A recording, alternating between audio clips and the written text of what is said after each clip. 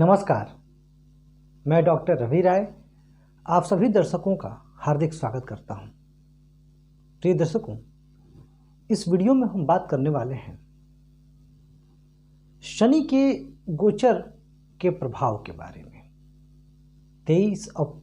17 जनवरी 2023 को शनिदेव कुंभ राशि में प्रवेश करेंगे। अभी वर्तमान में वो मकर राशि में है। 17 जनवरी 2023 की संध्या को शनिदेव का संचरण कुंभ राशि में होगा।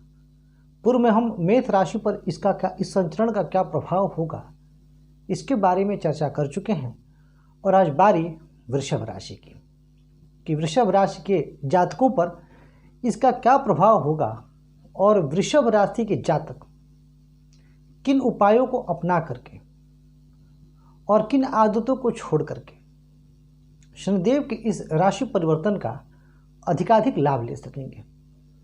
इस वीडियो में एक दर्शक के प्रश्न का भी उत्तर दिया जाएगा और यह प्रश्न राजयोग से संबंधित है और मुझे ऐसा लगता है कि आप सभी को भी यह जानना चाहिए, क्योंकि किसी न किसी तरीके से कुछ राजयोग सभी की जनपत्रिका में बनते हैं और यह प्रश्न बड़ा अच्छा लगा मुझे और मैं धन्यवाद देता हूँ कि मेरे दर्शक इतने अच्छे हैं और इतना अच्छा प्रश्न पूछते हैं। वाकई मुझे बड़ी खुशी होती है। तो आइए चर्चा प्रारंभ करते हैं। वृषभ राशि के लिए शनिदेव स्वामी होते हैं नवम भाव के और दशम भाव के, यानी वृषभ राशि के लिए शनिदेव एक परम योग कारक ग्रह होते हैं। और शनिदेव जब भाग्य स्थान से निकल करके कहाँ आएंगे? भाग्य स्थान से निकल करके दशम भाव में आएंगे, यानी कर्म भाव। तब क्या करेंगे? सबसे पहले मैं इस राशि परिवर्तन के जो सकारात्मक तथ्य हैं उन पर बात कर लेता हूं और इसके बाद हम बात करेंगे कुछ कमियों के बारे में भी कि इस राशि परिवर्तन से जो नकारात्मकताएं आएंगी उसके बारे में भी।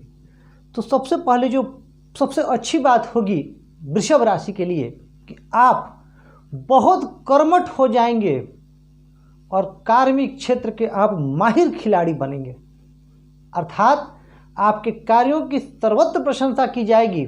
आपके उच्च अधिकारी, आपके बॉस आपसे प्रसन्न रहेंगे और बहुत संभव है कि आपका प्रमोशन हो या स्थानांतरण होकर के प्रमोशन हो, ट्रांसफर विथ प्रमोशन।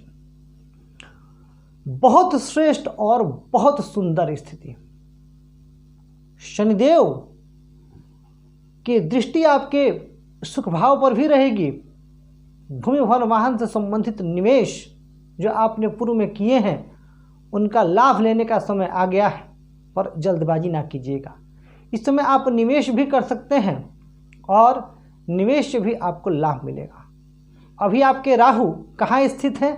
तो अभी राहु आपके स्थित है 12वें भाव में मेष राशि पर, यानी 12वें भाव में राहु की यह स्थिति आपके लिए विदेशों से संपर्क स्थापित कर रही है, यानी बहुत संभावना है कि आपका विदेशों से संपर्क स्थापित हो, विदेश में आप सेटल हों या फिर विदेश के माध्यम से आपका व्यापार विस्तार ले, यानी इसकी संभावनाएं स्पष्ट रूप से दृष्टिगोचर हो रही हैं। बहुत सुंदर बात यह है वृषभ राशि के जातकों के लिए कि अभी देवगुरु बृहस्पति भी लाभ भाव में ही विराजमान है और यह वर्ष जो 2023 वृषभ राशि के जातकों के लिए उपलब्धियों का वर्ष रहने वाला है, क्योंकि 22 अप्रैल तक देवगुरु यहीं रहेंगे और आपके आमदनी में वृद्धि होती रहेगी, यानी धन की आवक बनी रहेगी। और आप चूँकि इनकी जो दृष्टि है यह आपके पंचम भाव पर है, तो बुद्धि भी आपकी बहुत श्रेष्ठ रहेगी। इसके अलावा जो वृषभ राशि के दंपति हैं, जो लोग बच्चा प्लान कर रहे हैं या जो अभी तक जिन्हें संतान सुख नहीं मिल पाया है, तो संतान सुख की भी प्रबल संभावना इस समय इस पूरे वर्ष 2023 में बन रही है। और ऊपर से शनि का अपनी ही राशि में आ जाना, मूल त्रिकोण का और शश महापुरुष योग का निर्माण कर देना अत्यंत श्रेष्ठ। आपके कार्यों को मान्यता, आपको एक अथॉरिटेटिव पोजीशन, बहुत कुछ मिलने वाला है। जो जिन विद्यार्थियों का कंपटीशन कॉम्पिटिटिव एग्ज़ाम जनवरी से अप्रैल के मध्य है, अगर वो मन लगा के पढ़ाई करें तो बहुत अच्छा कर सकते हैं अपने एग्जामिनेशन में। और क्योंकि गुरु की जो स्थिति बनी हुई है यह बुद्धि और विवेक के लिए बहुत श्रेष्ठ बनी हुई है।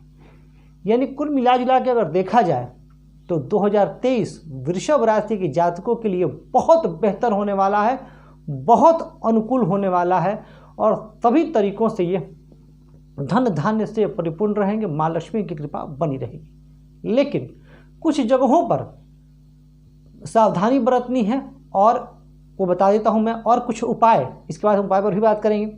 सावधानी क्या बरतनी है तो देखिए,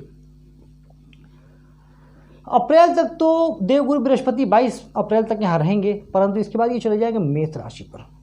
तो खर्चों में वृद्धि होगी, धन तो आएगा पर धन के साथ साथ खर्च में वृद्धि होगी, क्योंकि शनि की भी दृष्टि यहाँ होगी और शनि की दृष्टि नीच दृष्टि होगी, यानी खर्च में वृद्धि से आप परेशान रहेंगे। दूसरी बात, मई से लेकर के दिसंबर तक आपको अपने स्वास्थ्य का विशेष ख्याल रखना है। खास करके आपको वायरस जनित विकार या उदर संबंधित विकार परेशान कर सकते हैं, इस बात का आपको विशेष ध्यान रखना है। देवगुरु यहाँ आएंगे तो आपका धन का व्यय होगा, पर इसमें एक अच्छी बात है, जो आपका धन का व्यय होगा वह परोपकार संबंधित कार्यों में होगा और धार्मिक यात्रा में होगा, तो ये एक बहुत अच्छी स्थिति है। परंतु फिर भी बाकी धन के कुछ और व्यय होंगे। अगस्त से अक्टूबर तक, इनफैक्ट अगस्त से अक्टूबर तक आपको निवेश से बचना चाहिए, यानी आपको मैं कहूँ कि जोखिमपूर्ण निवेश से बचना चाहिए। आपको इस समय में खास करके मई के बाद अपने मित्रों से संबंधों के निर्वहन को लेकर के विशेष रूप से सजग रहना चाहिए, क्योंकि अभी तक अप्रैल तक तो देवगुरु आपके बुद्धि को संभाले हुए थे, परंतु राहु की दृष्टि आपकी जो चतुर्थ भाव पर जाएगी, हालांकि देवगुरु की भी दृष्टि जाएगी, परंतु वह एक प्रकार से चंडाल योग बनेगा वहाँ पर, तो वहाँ पर आपको मित्रों से संबंधों को लेकर के सजग, आपके व्यवहार के चलते हो सके तो मित्रों से अनुमान। हालांकि वृषभ राशि के जो जातक होते हैं वह यथार्थ के धरातल पर जीने वाले होते हैं, प्रैक्टिकल होते हैं, फिर भी आपको इतना तो अवश्य ही ध्यान रखना है। शनि आपके कर्म भाव में है, ये मैंने बताया, बहुत अच्छी बात, परंतु यहाँ पर आपको काम के प्रति शनि इतना जुनून दे देंगे, आप कर्म में इतना डूब जाएंगे, इतने व्यस्त हो जाएंगे कि आप अपने परिवार को समय नहीं दे पाएंगे। और जब आप परिवार को समय नहीं दे पाएंगे तो परिवार में थोड़ी सी निराशा होगी और पारिवारिक जीवन आपका थोड़ा सा अस्त व्यस्त होता हुआ दिख रहा है। इस वर्ष आपको इस मोर्चे पर थोड़ा सा ध्यान रखना है। माता जी के स्वास्थ्य को लेकर के आपको विशेष सजग रहना है और किसी भी इम्पॉर्टेंट डॉक्यूमेंट पे साइन करने पर, क्योंकि राहु और गुरु जब होंगे तो भ्रम की स्थिति बनेगी, तो किसी भी इम्पॉर्टेंट डॉक्यूमेंट पर साइन करते समय आपको बहुत ज़्यादा ध्यान रखना है, अन्यथा आप परेशानी में आ सकते हैं। आपको मार्च से मई महीनों में वाहन चलाते समय विशेष सावधानी बरतने की भी आवश्यकता रहेगी। अगर आप ऐसा नहीं करेंगे तो परेशानी होगी। जो लोग रिलेशनशिप में है, लव लाइफ में है, उनके लिए समय मिश्रित फलदायक है। आपको अपनी भावनाओं पर और जज्बातों पर काबू रखना होगा, अन्यथा आपके लिए परेशानी हो सकती है। तो ये था शनि के गोचर का प्रभाव, और साथ ही मैंने मोटा मोटी आपको एक वर्ष 2023 का कैसे आपको मैनेज करना है एक आकलन कहा जा सकता है इसको। अब आपको उपाय क्या करने होंगे इस पर बात करूंगा, लेकिन उससे पूर्व एक दर्शक का प्रश्न को ले लेता हूँ। बड़ा बढ़िया प्रश्न पूछा इन्होंने पूछा है कि यदि केंद्र त्रिकोण राजयोग दुस्थान में बने, यानी छठे, 8वें और 12वें भाव में बने, तो क्या ये कैंसल्ड माना जाएगा? क्या नहीं।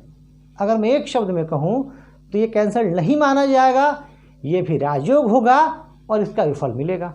अब आपकी जन्म कुंडली में है और आपको लाभ नहीं मिल रहा है तो आपको लगेगा गुरु जी क्या कर रहे हैं, हो सकता है तो आप मेरी बात इत्तेफाक ना रखें, सहमत ना हो, परंतु मैं एक उदाहरण दूंगा और कुछ शर्तें हैं वो बताऊंगा जिससे सब कुछ क्रिस्टल क्लियर हो जाएगा। सबसे पहली बात, हम सब जानते हैं कि अगर केंद्र त्रिकोण राजयोग केंद्र में बने और त्रिकोण में बने तो निसंदेह बहुत श्रेष्ठ सफलता मिलती है और उन महादशाओं में या उनसे संबंधित अंतर्दशाओं में जातक अद्भुत सफलता प्राप्त करता है। माँ लक्ष्मी की विशेष कृपा, भगवान श्री हरि विष्णु की विशेष कृपा ऐसे जातकों पर बनी रहती है।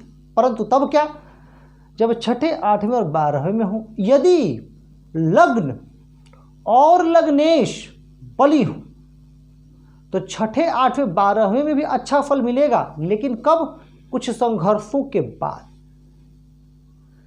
आपके जीवन में संघर्ष इतना बढ़ जाएगा कि आप परेशान हो जाएंगे, हताश हो जाएंगे, निराश हो जाएंगे। एक समय ऐसा आएगा आपको लगेगा कि सब कुछ छोड़ देना चाहिए, परंतु आपको छोड़ना नहीं।